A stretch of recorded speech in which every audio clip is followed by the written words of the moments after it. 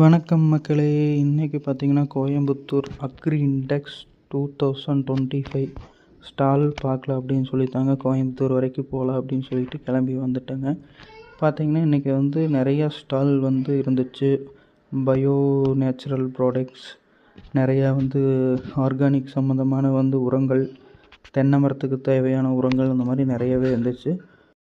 அது மட்டும் இல்லாமல் இப்போதைய டெக்னாலஜியில் இருக்கிற சொட்டு நீர் பாசன அமைப்பு முறைகள் இந்த மாதிரி நிறையாவே ஸ்டால் போட்டிருந்தாங்க. புது புது ப்ராடக்ட்ஸ் நிறையாவே இருந்துச்சு.